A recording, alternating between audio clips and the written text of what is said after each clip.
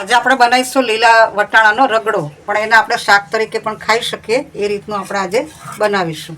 એના માટે આપણને જોઈશે વટાણા બોઇલ કરેલા, બટાકું બાફેલું જોઈશે, ચણાનો લોટ પલાળેલો જોઈશે, આદુ અને મરચાં ક્રશ કરેલા જોઈશે, આ ચાટ મસાલો જોઈશે અને ગરમ મસાલો, અને વઘાર માટે રાઈ અને આખું લાલ મરચું જોઈશે.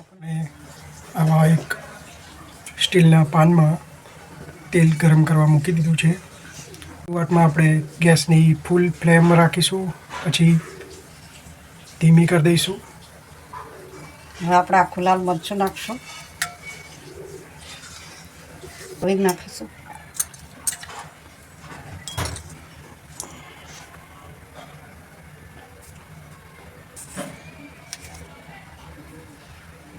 તજપત્તું નાખીશું. આપણે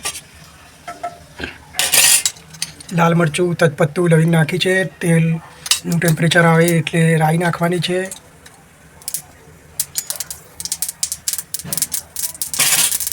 હવે જે બાફેલા બટેકા છે તે અને વટાણા એમાં સૌ પ્રથમ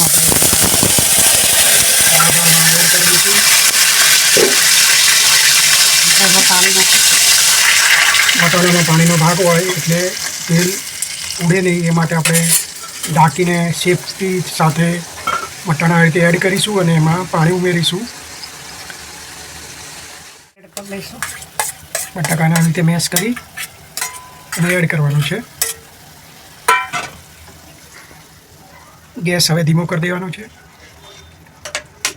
આપણે ડુંગળી લસણ વગરનું બનાવવાનું છે, એટલે આ રીતે આપણે બનાવી શકીએ.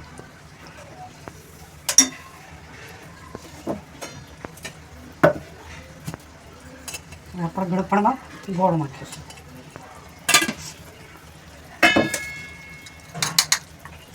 સ્વાદ અનુસાર આપણે મીઠું નાખીશું, હળદર નાખીશું, મરચું નાખીશું, આમચૂર પાવડર અને ગરમ મસાલો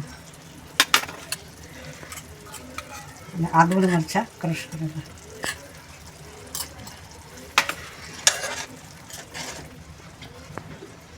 હવે આને આપણે ગરમ થવા દઈશું. આવી રીતે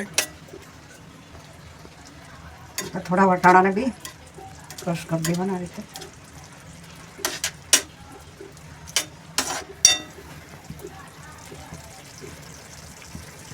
જરૂર પડે તે મુજબ ગેસ ફાસ્ટ કરવાનો.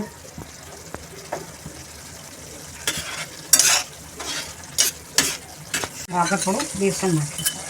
જે બેસન પલાળેલું હતું તે આપણે આમાં એડ કરવાનું છે અને આને આપણે આવી રીતે શાકને બનવા દઈશું ધીમે ધીમે.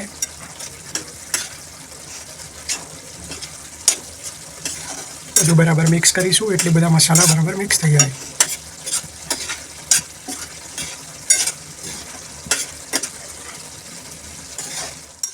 આ રીતે આપણે વટાણાનો રગડો બનાવી શકીએ. એટલે આપણે નાસ્તામાં રગડા તરીકે પણ ખાઈ શકીએ, સેવ નાખીને, ચવાણું નાખીને, અને આપણે પરાઠામાં શાક તરીકે પણ એનો ઉપયોગ કરી શકીએ. વગર લસણ અને ડુંગળી વગર પણ આપણે આ રીતની આઈટમ બનાવી શકીએ. હવે આપણું આ શાક તૈયાર છે, તેને આપણે સર્વ કરીશું. આપણું શાક તૈયાર છે. હવે આપણે તેને ટેસ્ટી બનાવવા માટે થોડો લીંબુનો રસ, થોડો ચાટ મસાલો અને ગાર્નિશિંગ માટે કોથમીર તથા આવી ઝીણી સેવ છે તે આવી રીતે નાખીને આપણે ખાઈ શકાય છે.